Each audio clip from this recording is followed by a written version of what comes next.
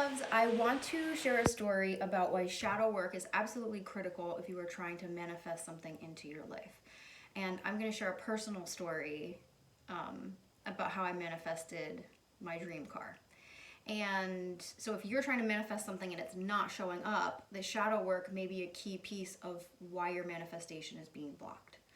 So in 2019, I was beginning to play more with the process of manifesting, which really just means energetically calling something into your life without working super hard and trying to figure out and control it, just being in the energy and the frequency of what it is that you want and allowing it to show up in your life without controlling it. So at that time, I put a black Lexus RX 350 on my list of what I wanted to manifest. And at the time, I don't know that I actually believed I would ever drive that car. It felt very luxurious. I have never had a car like that. No one in my family has a car like that, but I loved that car. And so I just threw it on the vision board, threw it in my journal, because why not? It can't hurt, right? So fast forward, I did a tremendous amount of healing work in 2019 into 2020, and my business started to become quite profitable through all the internal healing work that I was doing. And in January of this year, 2021, I set a goal to pay off all of my credit card debt by May. And a year before that, I had had $23,000 in credit card debt when I left my marriage. And that felt like a lot to me. And so I did that in May. I paid off the last few $1,000s of it. And in that time, I also decided I wanted to call in $10,000 to have as a down payment to buy a vehicle.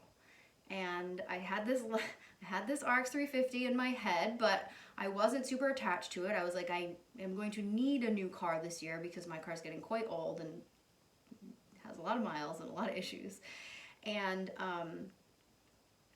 but I set that intention. And at some point in May or so, when I had paid off that credit card debt, I looked at the income that I knew was coming in and what I had in savings, and I thought, there is definitely not $10,000 there to buy a vehicle this summer. And I had also set the intention I wanted to buy that vehicle before my retreat in September because I wanted a nice, clean, new, safe vehicle to drive my clients around in when they came to the retreat. So the money wasn't there, but I didn't panic. I didn't freak out and feel like a failure. I didn't try to control it. I just said, I would like $10,000 as a down payment for this vehicle. So a couple days later, I got a call from my accountant, and the secretary said, I have your tax return done, and you're going to be getting a state bill for, it was like $10 or something absolutely silly. And your federal return is going to be a check for $9,600 and change. And I was like, I'm sorry, excuse me? She was like, yep, it's a check for $9,600. And I almost fell off my feet because I was expecting to have to pay a lot of money in taxes because I had my first really profitable year in 2020, my first six-figure year. And so that money that I was asking for my vehicle just showed up, and a few days later was direct deposited into my bank account. And that was mid-July when taxes were filed. And so, okay, so the universe was like, here you go, here's the money, get your car. But I didn't get the car yet. I paused because I had blocks, I had limiting beliefs, I had shadow work that was blocking me from stepping into the level where I felt like I deserved that vehicle, where I felt like it was okay for me to have that vehicle.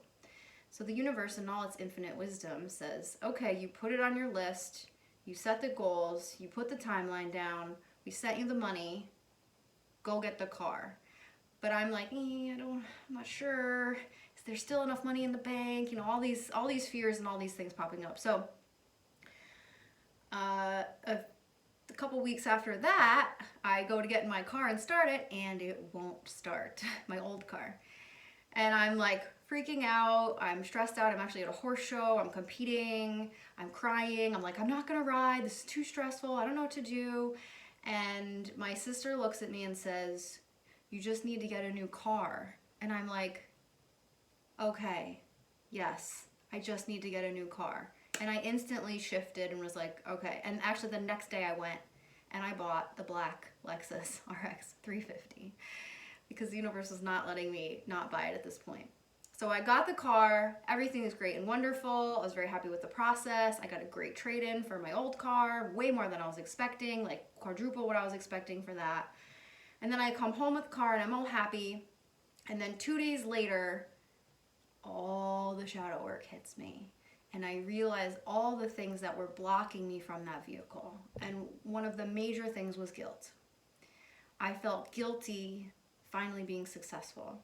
I felt all the shame of white privilege. I felt all the sadness and the pain of people suffering who don't have food and water, right? I felt all this guilt for being successful and having money and receiving all the things that I desired. And so this is the energy we hold in our bodies that blocks us. And a lot of this energy for me comes down through the family line. It comes from my own programming. It comes from my own empathic nature. And so I had to work through a lot of that. And part of what it did was motivate me to start to take next steps to begin to give back in my community. And so I took those feelings I had and I said, okay, me buying a nice luxury vehicle does not hurt anyone else. That is something that I desire, I worked for, I have done tremendous amounts of healing work for. I deserve to have a nice vehicle. Okay, there's nothing wrong with that, right? But I can also take those feelings and I can now channel that negative energy into giving more back, right? And my ultimate long-term goal is to grow my business to an extent that I can give back a lot more, a whole lot more. Like create a whole community center or fund international outreach projects or whatever is coming down the line. Show me, tell me, thank you, I'm ready. So the thing that was blocking me was my own limiting beliefs, my own unworthiness, my own guilt, my own shame around success. All of these are blocking me from really becoming abundant and from really calling in the amount of profits and revenue and abundance that I desire. And so if you're trying to call something in, let's say it's a partner or a job, but some part of you doesn't feel like you actually deserve it or that you get to have it, that's for other people, it's not for you. You may be subconsciously blocking what it is you're trying to manifest. If you don't actually believe you deserve a partner who supports you and loves you unconditionally and holds you in your weak moments and doesn't judge you, if you don't believe that and know it in your DNA, that partner will not show up. That job will not show up. That vehicle will not show up. That amount of money in your bank account will not show up. So you've got to dig into what is blocking me from what it is that I desire. And we hit these points that I refer to as upper limits. You get to a point where you desire something, you get it, and then all the shadow work pops up, right? So I could have turned it around and gone backwards and been like, I'll just fix my car.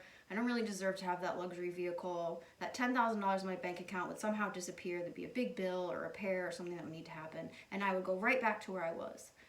But I chose to work through the fear of driving a luxury vehicle. It sounds crazy, right? But this is really the stuff that blocks us. I chose to work through the fear. I chose to channel that low vibrational energy that I was holding, that guilt that I was holding, into a positive experience.